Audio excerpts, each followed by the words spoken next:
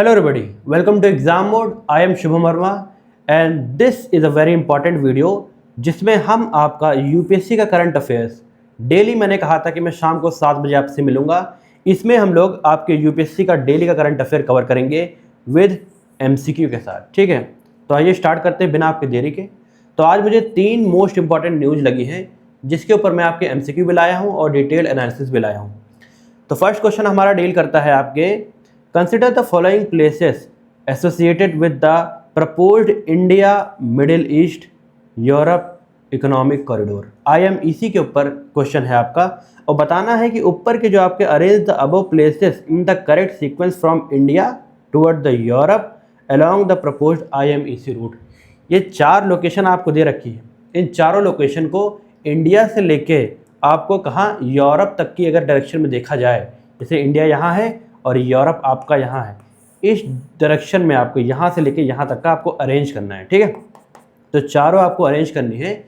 ये 4 लोकेशन है, ये आपके ऑप्शन गिवन है। ठीक, ऐसे ही ट्रिकी क्वेश्चन आपसे यूपीएससी पूछता है। तो अब पहले मैं आपको डिटेल बताता हूँ, उसके बाद हम क्वेश्चन पर वापस आएंगे। होपफुली आप लोग उसे आसानी से सॉल्व कर सकेंगे। ठीक है, आइए देखते हैं।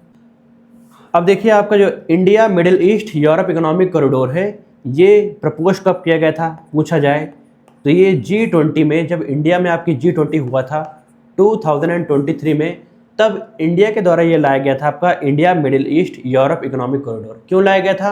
क्योंकि उस समय आपका देखा जाए तो यहाँ पर इस लोकेशन में इजिप्ट के पास जो आपका स्वेज कनाल है, स्वेज कनाल के आपके ब्लॉकेड हो गया था, जिसकी वजह से आपका बहुत ज़्यादा ट्रेड हैम्पर हुआ था, जिसकी वजह से इंडिया ने एक ऑल्टरनेटिव रूट बनाने के बारे में सोचा according to the lines of किसके, BRI, जैसे कि belt and road initiative China का है आपका। उसको काउंटर करने के लिए आपके इंडिया ने India middle east Europe economic corridor को स्टार्ट किया। इसके पार्टनरिंग कंट्री, जो आपके पार्टनर कंट्रीज अगर पूछा जाए कौन है, तो इंडिया है, UAE है, सऊदी अरेबिया है, जॉर्डन, इजराइल, US भी है इसमें, और साथ में EU। ये यहाँ पर से आपका मुंबई और गुजरात के पोर्ट के आसपास से आपको चलेगा। ठीक, उसके बाद पहुँचेगा आपके UAE वाटर के थ्रू, फिर UAE से आप जाएंगे सऊदी अरेबिया, उसके बाद जॉर्डन, फिर इजराइल। ये आपको लैंड रूट्स के थ्रू, जिसमें आपको हाईवे गवर्नमेंट बनाएगी, और साथ ही साथ आपके रेलवे लिंक्स के थ्रू हम लोग यहाँ से जाएंगे। उसके बाद मेडिटेरेनियन सी में होते हुए हम लोग यूरोप को कनेक्ट करेंगे डिफरेंट लोकेशन में, ताकि हमारा ट्रेड का बेनिफिट हो सके और इससे ट्रेड आपका क्या हो सके, ट्रांजिट इसका पूरी तरीके से आपका फ्लो हो सके ढंग से। इसीलिए आपके ये प्रोग्राम लाया गया था, India middle east Europe economic corridor. अब देखिए, इसमें एक लैकुना है इस समय। सबसे मेन इसमें प्रॉब्लम ये है क्योंकि यहाँ पर आपका जो बैठा है ईरान, ईरान ने क्या कर रखा है इस समय, स्ट्रेट ऑफ हॉर्मुज को आपके क्या कर रखा है, ब्लॉक कर रखा है, जिसकी वजह से ये एस्पिरेशनल प्रोग्राम है, ये रुका हुआ है। एक और प्रॉब्लम है जिसकी वजह से ये रुका हुआ है, वो क्या है आपका, इजराइल में आपके कॉन्फ्लिक्ट चल रहा है। इजराइल में कॉन्फ्लिक्ट होने की वजह से ये प्रोग्राम का जो यहाँ पर से लिंकेज जो होना चाहिए इजराइल में, वो प्रोग्राम स्मूथली आपका रन नहीं कर पा रहा है। तो ठीक है, ये आपका यहाँ पर है, आपका स्टेट ऑफ हॉर्मुज रन नहीं कर पा रहा है, इसीलिए ये न्यूज़ में है। तो न्यूज़ में है कि गवर्नमेंट ऑफ इंडिया ने डिसाइड किया है आपके कि वो जो आपका ओमान है, ठीक है, ये आपकी ओमान की लोकेशन है। गवर्नमेंट ने सोचा है अब कि ओमान के जो हम पोर्ट हैं, डिफरेंट पोर्ट्स हैं, उसको डेवलप करने की सोचेंगे, और उससे हम लोग ओमान से क्या करेंगे, ओमान से हम लोग लिंकेज क्रिएट करेंगे, ताकि स्ट्रेट ऑफ हॉर्मुज को क्या करें, हम लोग बाईपास कर सकें। ओमान से डायरेक्ट हम लोग लैंड रूट होते हुए आपके चाहे UAE जाएँ या फिर सऊदी अरेबिया होते हुए डायरेक्टली हम क्या कनेक्ट करेंगे, आपके इस लोकेशन पे आएंगे, यहाँ पर आएंगे। और यहाँ पर क्या करना है, गवर्नमेंट ने एक सोचा है कि जब तक इजराइल का कॉन्फ्लिक्ट जब तक रिजॉल्व नहीं हो जाता है, तब तक हम लोग इजिप्ट की हेल्प लेके, जो इजिप्ट के मोस्ट इंपॉर्टेंट पोर्ट्स हैं, उसकी हेल्प लेके हम क्या करेंगे, यूरोप को कनेक्ट करेंगे। इसके लिए गवर्नमेंट ने प्रपोज किया है, और साथ ही साथ आपके ऑथर कहते हैं द हिंदू में कि यूरोपियन कंट्रीज़ को भी आगे आना चाहिए, ताकि वो एक तरीके से इजिप्ट की ये वाले रूट को अच्छे से इजिप्ट के साथ डिप्लोमेटिक टॉक करके इस प्रोग्राम में पार्टिसिपेट करने के लिए कह सकें। ठीक है, तो ये जो आपका स्टेट ऑफ हॉर्मुज का चोक पॉइंट है, इसको बाईपास करने के लिए आपके क्या लाया गया है, ये नया प्रोग्राम लाया गया है, ये आपको याद रखना है। और इसमें आपको याद रखना है कि ओमान के कौन कौन से पोर्ट्स हैं जिसको डेवलप करने की बात करी जा रही है, सच एज सलाला, दक्म और मस्कट, जो आपके ओमान के पोर्ट है, इसको गवर्नमेंट क्या सोच रही है, ऑप्शन सोच रही है एक तरीके से ताकि ओमान से हम लोग लिंक कर सकें यूएई, सऊदी अरेबिया, उसके बाद सक्सेसफुली जो हमारा IMEC ड्रीम प्रोजेक्ट है उसको हम लोग रन कर सकें। ठीक है, तो ये इंपॉर्टेंट था। इसके साथ ही साथ मैं आपको बताऊं तो इजिप्ट के जो पोर्ट हैं वो पहले ही बहुत ज़्यादा डेवलप्ड हैं, क्योंकि स्वेज कनाल के होते हुए वहाँ पर के जितने भी लॉजिस्टिक पोर्ट है वो बहुत ज़्यादा डेवलप्ड है। तो हमको एक तरीके से एक्स्ट्रा इंफ्रास्ट्रक्चर क्रिएट नहीं करना पड़ेगा या फिर अदर कंट्रीज़ को नहीं करना पड़ेगा, जिसकी वजह से ये प्रोग्राम जो आपका है स्मूथली आपका रन कर सकेगा। ठीक है सर, स्मूथली रन कर पाएगा। तो इस तरीके से आपका IMEC न्यूज़ में था आज, तो इसके रिलेटेड जो इम्पोर्टेंट था ये मैंने आपको बता दिया। अब इसमें क्या करेगी गवर्नमेंट, क्या करेगी आपके, याद रखिए सभी गवर्नमेंट मिलकर आपके multi modal transport, ship, rail, road network सबकी हेल्प से आपके IMEC का डेवलपमेंट करने की कोशिश करेंगे। इससे ट्रेड आपका फास्ट होगा, इकोनॉमिक ग्रोथ आपकी में बूस्ट होगी, सस्टेनेबल इंफ्रास्ट्रक्चर यहाँ पर क्रिएट करने की बात करी जा रही है। इसमें एक तरीके से रीजनल जियोपॉलिटिकल जो टेंशन है इसकी वजह से ये प्रॉब्लम हो रही है, जिसको स्मूथली अब हो सकता है कि इंडिया और विभिन्न जो आपकी कंट्रीज़ हैं ये मिलकर रिजॉल्व कर लेंगी। ठीक है जी।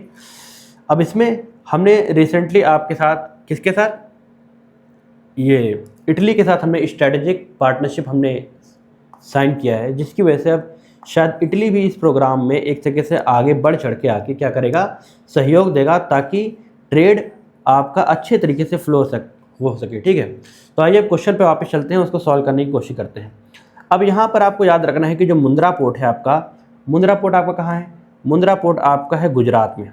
कहाँ है, गुजरात में। ठीक है जी, तो मतलब कि ये सही है फर्स्ट है, तो इसको हम लोग एलिमिनेट कर सकते हैं, क्योंकि इंडिया से हमको यहाँ कहा गया है कहाँ जाने के लिए, आपकी यूरोप कंट्रीज़ में। ठीक है, हाइफा पोर्ट आपके कहाँ है और जबल अली पोर्ट कहाँ है, ये देखिए मैप में। जबल अली पोर्ट जो आपका है, जबल अली पोर्ट आपका कहाँ है, यूएई में है। कहाँ है, यूएई में। फिर आपका हाइफा पोर्ट है जो है इजराइल में है। कहाँ है, इजराइल में है, इजराइल की इंपॉर्टेंट लोकेशन। और अकाबा आपकी इंपॉर्टेंट लोकेशन है जो है जॉर्डन में। कहाँ है, जॉर्डन में। अब इसको जब आप इंडिया से लेकर यूरोप में जब आप एक तरीके से अरेंज करेंगे तो आपका सही ऑप्शन आएगा 1, 2, 4 और 3। ठीक है, आपका जो हाइफा है ये इजराइल का है। याद रखना है आपको कि जॉर्डन आपका पहले पड़ता है, यहाँ देखिए जॉर्डन यहाँ पहले पड़ रहा है, उसके बाद आपका इजराइल आ रहा है। ठीक है, इसीलिए आपका क्या ऑप्शन सही है, आपका ऑप्शन सही है जो है 1, 2, 4 और 3। होपफुली आप इस क्वेश्चन को सॉल्व कर पाए होंगे और इसके पीछे का कॉन्सेप्ट भी समझ कर पाए होंगे। अब देखिए क्वेश्चन कई बार मैपिंग बेस्ड भी आ जाता है। ठीक है, तो आपको ध्यान देते हुए चलना है, बहुत सारी चीज़ें साथ में लेकर चलनी है। जिस तरीके से आपका ट्रिकी इस बार का यूपीएससी प्रीलिम्स एग्जामिनेशन आया है, तो होपफुली आपको कई सारे सेगमेंट पे एक साथ काम करना पड़ेगा, तभी आप उस पर एक तरीके से सक्सेसफुल हो सकते हैं। तो आइए नेक्स्ट क्वेश्चन पे चलते हैं। हमारा नेक्स्ट टॉपिक जो आज न्यूज़ में था, रिसेंटली आपके सुप्रीम कोर्ट की जज की अपॉइंटमेंट करी गई है, जिसमें आपके टोटल अब 37 जज हो गए हैं सुप्रीम कोर्ट की। पहले ये आपके कितने थे, पहले ये आपके 32 थे, प्लस 5 इसमें और एडिशन करे गए हैं, न्यू अपॉइंटमेंट्स करी गई हैं, जिसकी वजह से 37 हो गए हैं। जो अभी भी आपकी जो 38 है, जो मैक्सिमम स्ट्रेंथ है आपकी किसकी, सुप्रीम कोर्ट ऑफ इंडिया की, अभी भी वहाँ तक आपकी नहीं पहुँच पाए हैं। ये याद रखना है आपको, 38 इंक्लूडिंग CJI है ये आपकी, तो 37 की अपॉइंटमेंट हो गई है, एक वैकेंसी अभी भी खाली है। इससे रिलेटेड आपकी न्यूज़ थी। तो अब इससे रिलेटेड टॉपिक जो आपका हो सकता है, appointment of the Supreme Court जजेस से रिलेटेड आपके एग्जामिनेशन में क्वेश्चन पूछा सकता है। तो पहले आप एक क्वेश्चन सॉल्व करिए। With reference to the appointment of the जजेस of the Supreme Court of India consider the following statement. First statement हमारी कहती है the constitution explicitly provide for the collegium system for the appointment of the Supreme Court जजेस। Second कहता है the president of India is constitutionally bound to appoint only those persons whose names are recommended by the collegium. Third statement says a distinguished jurist can be appointed as the judge of the Supreme Court even if he or she has never served in the High Court judge. ठीक है जी, अब ये question है। अब इसके पीछे का background आप समझते हैं, उसके बाद हम क्वेश्चन पे वापस आएंगे ताकि आसानी से आप सॉल्व कर सकते हैं। अब पहली बात आप समझिए कि आपके लिखा गया है आपके कॉन्स्टिट्यूशन में कि क्या करेगा, आपके जजेस की अपॉइंटमेंट होगी प्रेसिडेंट के द्वारा। किसके द्वारा, प्रेसिडेंट के द्वारा, by considering the senior most जज of the Supreme Court and High Court as president जैसा कि प्रेसिडेंट को अच्छा लगे या प्रेसिडेंट को ठीक लगे, ठीक है जी। लेकिन बाद में चल के आपके सुप्रीम कोर्ट ने जितने भी आपके जजेस केस हुए हैं, ठीक है, आपके जितने भी जजेस केसेस हुए हैं उसके रिलेटेड पे आपके कोलिजियन सिस्टम आपके इवॉल्व होता है। कोलिजियन सिस्टम क्या होता है, इसमें आपके प्रेजेंट टाइम में 5 सीनियर मोस्ट जज होते हैं, जिसमें इंक्लूडिंग आपके चीफ जस्टिस ऑफ इंडिया भी होते हैं। मतलब कि CJI प्लस 4 सीनियर मोस्ट आपके जज होते हैं जो कोलिजियन सिस्टम बनाते हैं। यही आपका नाम रिकमेंड करते हैं कि कौन से जजेस को, जो आपके हाई कोर्ट के हैं या फिर आपके एक तरीके से कह सकता हूँ अगर वो एडवोकेट भी हैं आपके सुप्रीम कोर्ट में, तब भी उनकी जजेस की अपॉइंटमेंट हो सकती है। तो ये कोलिजियम डिसाइड करता है कि किसको आपके सुप्रीम कोर्ट का आपको क्या बनाना है, जज बनाना है। अच्छा जी, इसके लिए ये क्या करेगी, इसके लिए कोलिजियम आपके क्या करेगी, यूनियन लॉ मिनिस्ट्री को रिकमेंडेशन भेजेगी। फिर वो क्या करेगी, यूनियन लॉ मिनिस्ट्री जो होती है आपके प्राइम मिनिस्टर को प्रपोजल भेजती है, और प्राइम मिनिस्टर आपको प्रेसिडेंट को भेजते हैं कि हाँ जी ऐसी ऐसी एडवाइस आई है। और प्रेसिडेंट क्या करते हैं, आपके एक तरीके से वारंट इशू करते हैं अपॉइंटमेंट के लिए इन जजेस का। अब देखिए इसमें क्या होता है, कई बार प्रेसिडेंट क्या करते हैं, प्रेसिडेंट को अगर वो नाम सही नहीं लगते हैं तो वो एक बार कोलिजियम को फिर से डिसाइड करने के लिए भेज सकते हैं। लेकिन कोलिजियम ने अगर फिर से वही नाम जे कहते हो अगर भेज दिए तो आपके क्या करना पड़ेगा, प्रेसिडेंट को साइन करना पड़ेगा। मतलब president is bound to act on that matter. ये याद रखना है आपको, अगर सेकंड में आपको भेजा जाता है। तो ये जजेस केसेस से आपका ये फॉर्मूला आपका इवॉल्व हुआ है कोलिजियम सिस्टम का। अच्छा जी, हो गया आपका। अब इसमें मैं आपसे पूछूं eligibility of the appointment of the जजेस, ये पूछ सकता है आपसे। तो आर्टिकल नंबर 124 क्लॉज 3 में आपके eligibility of the appointment of the Supreme Court जजेस लिखा है, a person must be a citizen of India. Citizen of India आपका होना चाहिए, तभी वो आपका सुप्रीम कोर्ट का जज बन सकता है। और इनमें से एक जो नीचे आपकी कंडीशन ले रखी है, एक फुलफिल करना चाहिए। पहला है वो किसी भी एक पर्टिकुलर हाई कोर्ट का या फिर सक्सेसिव में कई हाई कोर्ट्स का आपका जज होना चाहिए। कितने सालों के लिए, 5 सालों के लिए। 5 सालों के लिए आपका क्या होना चाहिए, हाई कोर्ट का जज होना चाहिए। सेकंड चीज आपका लिखा हुआ है कि हाई कोर्ट का आपका क्या होना चाहिए, एडवोकेट होना चाहिए। अगर वो आपका एडवोकेट है, 10 सालों के लिए वो हाई कोर्ट का आपका कंटिन्यूसली आपका एडवोकेट रह चुका है, तब वो क्या होगा आपका, तभी वो सुप्रीम कोर्ट का आपका जज बनाया जा सकता है। थर्ड है कि ये आपके प्रेसिडेंट की नज़र में आपके एक डिस्टिंग्विश्ड ज्यूरिस्ट हो, या फिर प्रेसिडेंट के ओपिनियन में एक डिस्टिंग्विश्ड ज्यूरिस्ट हो, तब भी उस बंदे को आपको क्या बनाया जा सकता है, सुप्रीम कोर्ट का जज बनाया जा सकता है। ठीक है, नोट यहाँ पे है, no person has been appointed so far as Supreme Court जज under the distinguished jurist category. बहुत इंपॉर्टेंट फैक्ट है, याद रखना है कि आज तक आपका कोई भी डिस्टिंग्विश्ड ज्यूरिस्ट की कैटेगरी से आपके सुप्रीम कोर्ट का जज नहीं बनाया गया है। बहुत इंपॉर्टेंट है, एक स्टेटमेंट आपके एग्जाम में आ सकती है। जिस तरीके से यूपीएससी इवॉल्व कर रहा है, अपनी बहुत ज़्यादा एब्सर्ड स्टेटमेंट दे देता है, तो ये भी आ सकती है, कोई बड़ी बात नहीं है। अच्छा, इसका एक भी समझ लीजिए कि रिटायरमेंट एज आपकी होती है सुप्रीम कोर्ट के जज की 65 ईयर्स, मिनिमम कोई एज नहीं होती है इसकी। रिमूव इसके करे जा सकते हैं प्रेसिडेंट के द्वारा इम्पीचमेंट प्रोसेस के थ्रू।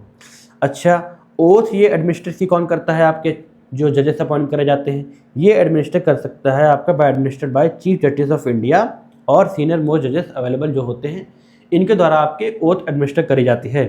कॉन्स्टिट्यूशन में आर्टिकल 124 में गिवन है, मैंने आपको बताया अभी।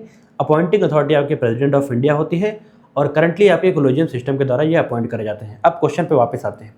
फर्स्ट स्टेटमेंट में लिखा है कि कॉन्स्टिट्यूशन जो है आपका एक्सप्लिसिटली प्रोवाइड करता है कोलिजियम सिस्टम के बारे में।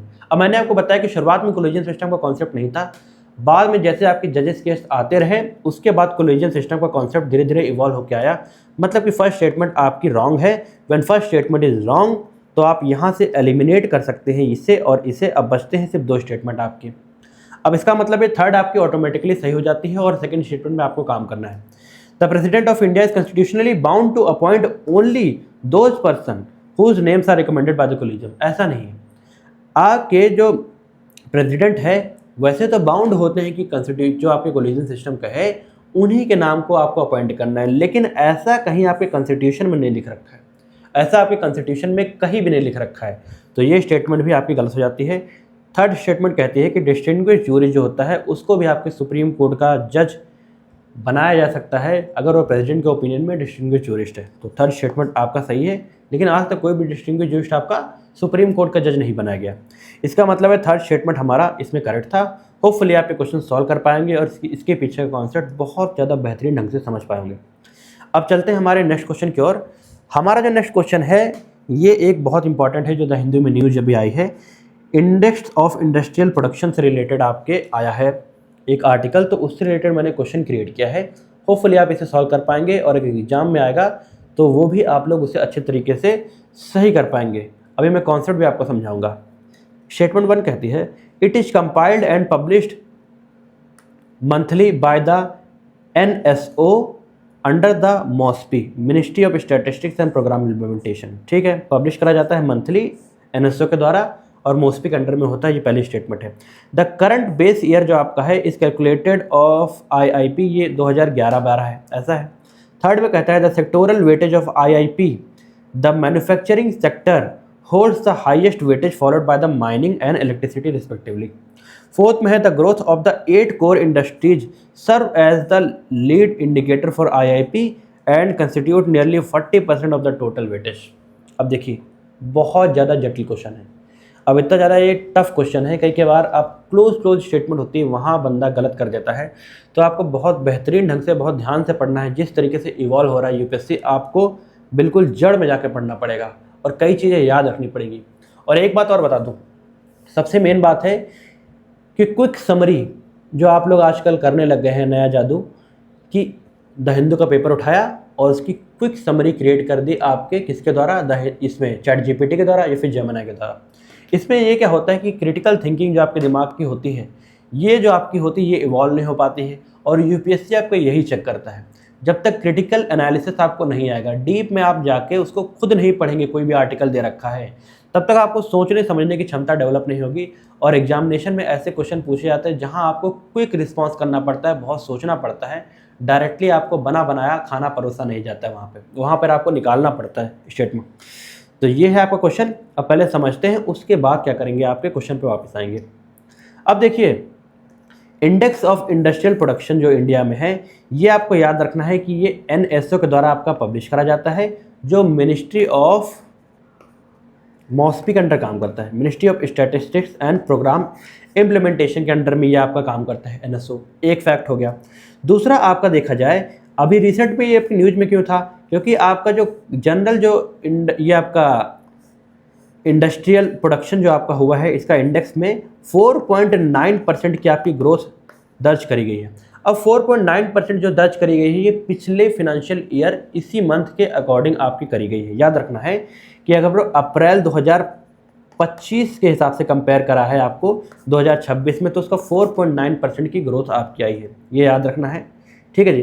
पहले करंट में इंडेक्स में आपके 118 स्कोर रहा है, पहले आपके 113 था अप्रैल 2025 में, ये याद नहीं रखना है, बस याद रखना है कि ग्रोथ आपकी हुई है। अच्छा, सेक्टोरल वेटेज जो आपका होता है इस इंडेक्स में, इसमें आपका मैन्युफैक्चरिंग सेक्टर सबसे ज़्यादा होता है, 76% के आसपास इसका वेटेज होता है, और फॉलोड बाय माइनिंग वगैरह इसके बाद फॉलो करती है। इलेक्ट्रिसिटी और गैस सप्लाई भी इसमें आपका एक सेक्टर है, वाटर, और उसके बाद आपका माइनिंग सेक्टर भी इसमें आपका एक इंपॉर्टेंट रोल प्ले करता है। इसमें देखा गया है कि मैन्युफैक्चरिंग सेक्टर जो आपका है उसमें 6.2% की ग्रोथ पाई गई है, इलेक्ट्रिसिटी एंड गैस सप्लाई में 4.9% की ग्रोथ, और माइनिंग सेक्टर में आपके क्या हुआ है, रिडक्शन हुआ है। ठीक है, ये मेन चीज़ है। अच्छा, इसमें एक चीज़ आपको याद रखना है, सबसे बेसिक चीज़ इसमें आपको याद रखना है कि कोर 8 इंडस्ट्रीज कौन सी है आपकी है। ठीक है, 8 कोर इंडस्ट्रीज के बारे में UPSC पूछ लेता है। Coal, crude oil, natural gas, refinery products, 4 हो गई, coal, crude oil, natural gas, refinery products, fertiliser, steel, cement, electricity. अभी याद करिए, coal, crude oil, natural gas और refinery product, fertiliser, steel, cement और इलेक्ट्रिसिटी, ये 8 आपकी कोर इंडस्ट्रीज होती है। ठीक है, जिसका आपका 40% अराउंड आपका वेटेज है आपके इस सेक्टर को बनाने में। याद रखना है कि टोटल इंडस्ट्रीज जो आपकी बनी है, इसमें 40% वेटेज आपका इन 8 कोर सेक्टर्स का ही है। तो ये 8 कोर सेक्टर्स बहुत इंपॉर्टेंट है। इसमें अगर आपकी गिरावट होती है तो पूरे आपका जो ये इंडेक्स क्रिएट किया जाता है, इसमें आपकी गिरावट महसूस करी जाएगी। तो बहुत इंपॉर्टेंट था। अब हमने डिस्कस कर लिया, अब क्वेश्चन पे वापस चलते हैं। अब देखिए, यहाँ पर गिवन है कि आपका मंथली पब्लिश करा जाता है NSO के द्वारा, और MOSPI आपकी मिनिस्ट्री है, मतलब कि फर्स्ट स्टेटमेंट जो आपकी है वो 100% आपकी करेक्ट है। ठीक है जी, फर्स्ट स्टेटमेंट आपकी 100% करेक्ट है। सेकंड में कहा गया है कि करंट आपका जो बेस ईयर है ये आपका 2011-12 है। अब 2011-12 आपका बेस नहीं है, जो नया आपका बेस ईयर है वो आपका 2022 और 2023 है। याद रखना है कि बेस ईयर आपका चेंज हो गया है, 2022-23 है। इसका मतलब सेकंड स्टेटमेंट आपका रॉन्ग है, फर्स्ट सही है। अब एलिमिनेशन की हेल्प लेते हैं। सेकंड हमारा गलत है तो हम लोग इसको काट सकते हैं, इसको काट सकते हैं, और फर्स्ट सही है तो ऑटोमेटिकली हमारा आंसर निकल गया है बिना दो स्टेटमेंट पढ़े अगली। ठीक है, एलिमिनेशन का हेल्प जरूर करिएगा, इससे आपको बहुत ज़्यादा मदद मिलेगी एग्जामिनेशन में। थर्ड स्टेटमेंट कहती है inter sectoral weightage of the IIP manufacturing sector hold the highest weightage, मैंने बताया 76% के आसपास आपका है, followed by mining and electricity respectively. हाँ जी, ये आपके सेकंड और थर्ड सेक्टर हैं। और जो आपके 8 कोर इंडस्ट्रीज हैं, ये लीड इंडिकेटर होते हैं आईआईपीज़ के आपके, जो 40% आपका टोटल वेटेज कवर करते हैं। अब ये सही है, और 8 कोर इंडस्ट्रीज क्या है ये आपको याद रखनी है। मतलब कि ये आपकी दोनों स्टेटमेंट सही है, सिर्फ आपकी सेकंड स्टेटमेंट गलत थी। तो इस क्वेश्चन का सही आंसर है आपका बी ऑप्शन। होपफुली ये तीनों टॉपिक आपको क्रिस्टल क्लियर हो गए होंगे। इससे रिलेटेड कोई भी आपकी डेवलपमेंट फ्यूचर में होती है, बस आपको क्या करना है, ये रिवाइज कर लेना है, इसके नोट्स बना लेने हैं और उसमें ऐड ऑन करना है। और आपको ये जो एमसीक्यू मैंने दे रखा है इसको जरूर स्क्रीनशॉट लेके रख लीजिएगा, ताकि आपको फ्यूचर में अगर जो क्वेश्चन आए, हो सकता है कि ऐसा ही क्वेश्चन आपको देखने को मिलेगा जिस तरीके से यूपीएससी इवॉल्व कर रहा है। बस आपको ऐड ऑन करना है, बाकी एक्स्ट्रा कुछ नहीं पढ़ना है। तो इस तरीके से आप लोग क्रिटिकल एनालाइज कर सकते हैं। तो हर दिन हम लोग आपका इसी चैनल पे ऐसे ही आपके जो हिंदू में इंडियन एक्सप्रेस का मिला के जो डेली आपके जो मोस्ट इंपॉर्टेंट 3-4 जो न्यूज़ होंगी उसका पहले एमसीक्यू देखेंगे और उसके बाद उस न्यूज़ का क्रिटिकल एनालिसिस करेंगे, ताकि आपके एग्जामिनेशन के लिए वो टॉपिक 100% आपका कवर हो जाए। तो इस चैनल पे अगर आप नए हैं तो इस चैनल को जरूर सब्सक्राइब कर लीजिए, ताकि यहाँ पर जो क्वालिटी कंटेंट आपको दिया जा रहा है वो आपको समय समय पे नोटिफिकेशन के द्वारा मिलता रहे।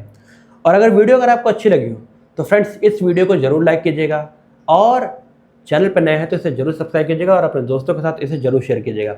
इसी चैनल पे मैं नई इनिशिएटिव लाने वाला हूँ आपकी। क्या करूँगा मैं, आपकी जो इंडियन इकोनॉमी है उसको थॉरली आपका मैं कंप्लीट कराऊंगा लेक्चर वाइज। हर लेक्चर में हम लोग एक एक टॉपिक बहुत आपका डीप में एक तरीके से कवर करते हुए चलेंगे, ताकि आपका यूपीएससी का इकोनॉमिक्स का सिलेबस बहुत ज़्यादा बेहतरीन ढंग से कवर हो जाए। और इसी चैनल पे हम लोग ज्योग्राफी का भी आपका बहुत ही बेहतरीन ढंग से आपका क्वालिटी कंटेंट देने वाले हैं, ज्योग्राफी के लेक्चर्स इसमें पढ़ने वाले हैं। तो आप लोग इस चैनल पे बिल्कुल नज़र बना के रखिएगा। ठीक है, थैंक्स फॉर वॉचिंग। मिलते हैं कल अगली वीडियो के साथ, तब तक के लिए जय हिंद जय भारत।